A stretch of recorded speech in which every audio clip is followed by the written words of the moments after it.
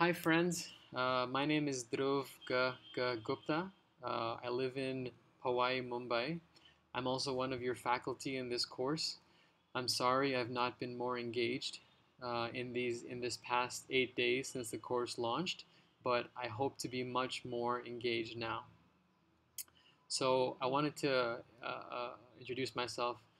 I grew up in international schools with American and Canadian teachers and friends, hence the accent. I grew up across Asia in Japan, Hong Kong, Philippines, Thailand, and China. I have a bachelor's degree in finance and a minor in informatics, which is like applied computer science. After I graduated, I wanted to get a job in the US, but I was too scared to go for interviews. So I moved back home to China, where my parents were living then, and for a few months I continued to search for jobs, but half heartedly. I felt like I could never get a job because of my stammering, and I also didn't like the finance field.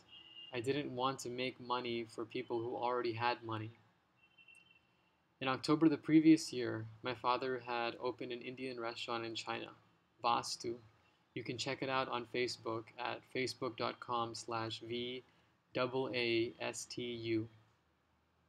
He was having trouble with his then manager, so he asked me if I wanted to join and take over as the general manager of the restaurant. I didn't really want to, but I reluctantly agreed as felt he needed the help, and at least I would get occupied while I still continued my job search. I joined the restaurant in July 2009 and faced a lot of difficulty with my stammering. This restaurant was a fine dining restaurant with 100 seats, 7,000 square meters, that served North Indian food. We had 14 staff members, 4 Indians and 10 Chinese, and I was 21 years old and was their manager, and I had no experience being in the hospitality field before. During our staff briefings, I would stammer a lot, talking to customers, helping them understand the menu, telling them the specials. It was tough, but I kept going, and around mid 2010, we decided to hire a full time manager, someone who would replace me. As I was working almost 12 hours a day, 6, maybe 7 days a week, and especially on the weekends, as that was our busiest time period in the restaurant,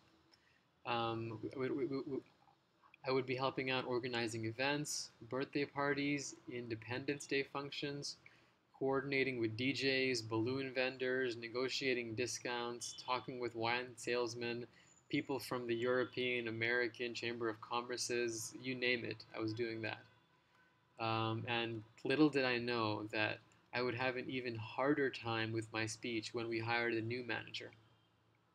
I was now 22 years old and I had 1 year of experience, and I felt like I knew everything. When this new manager came, someone who was also in their mid 20s, he came with an actual hospitality background. He was good, but I, in my naivete, in my alpha male self concept, felt like he was taking over my area. There was no one else who could do this job better than I could, right? Every time I would talk to him, I would stammer.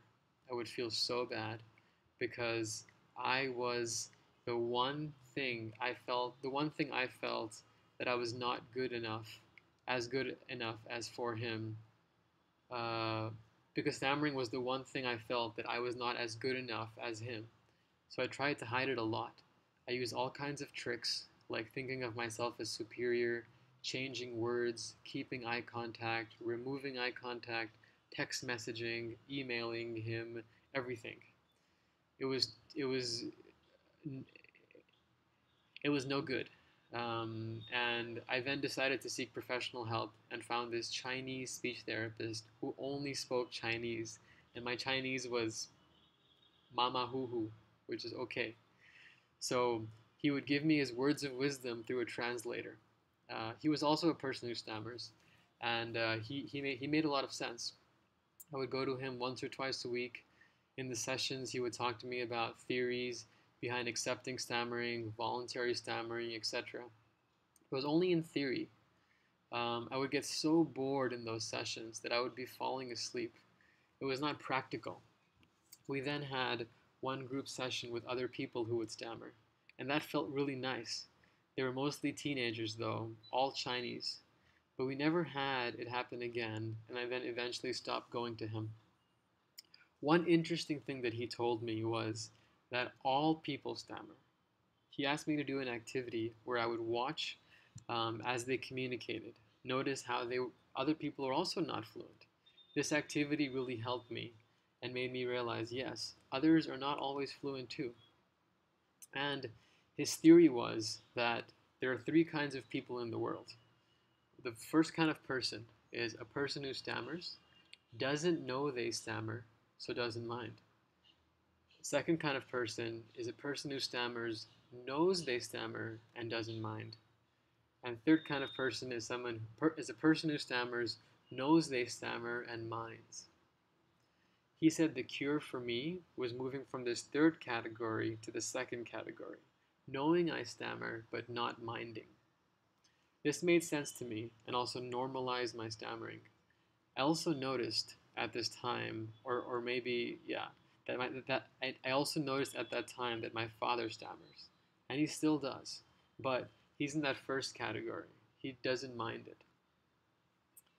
Interestingly, while growing up, my father would always take me into a room after a stammering episode in front of guests, and talk to me about stammering, telling me that it's no big deal and forget about it. That was actually really good advice, but I couldn't take it from him because I felt like he didn't understand the pain that I was going through. After another 3 years in the restaurant business, I was having another very tough time with my speech. It was a trade fair where our restaurant business triples. And I was constantly stammering while answering the phone, asking guests to please wait as we are full, apologizing to guests who got their order late. Here I am, someone who feels embarrassed and ashamed when he speaks, and to keep paying hungry guests, waiting for over sometimes up to 45 to 60 minutes without any food, used to just do it for me. I would feel really terrible.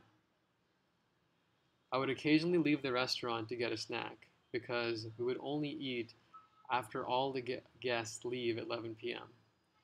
and then just sit there on a bench in 7-Eleven during my 10 minutes away from the restaurant in utter stress, humiliation, sweat, and sadness. I felt like I had become a glorified waiter and I would never amount to anything more. I had a college degree from a US university, but look at me. Here I am taking orders and I couldn't even do that properly. I used to pick myself back up though by saying, no, you are the owner of a restaurant and you will create many more restaurants. You have to keep going. You will be successful. So I would just march back in the restaurant and keep trying. But as I was saying, in October 2012, after 3.5 years in the restaurant business, and during that trade fair, I had been going through a very difficult time, and I wanted to seek professional help again. So I researched and found a speech therapy program in New York. I decided I should try this. They had a very expensive course, but I felt like I had no other option. Um, and it was in the US, somewhere I hadn't been for almost 4 years. I thought it would be fun to go back and take a break from my regular life, so I decided to sign up.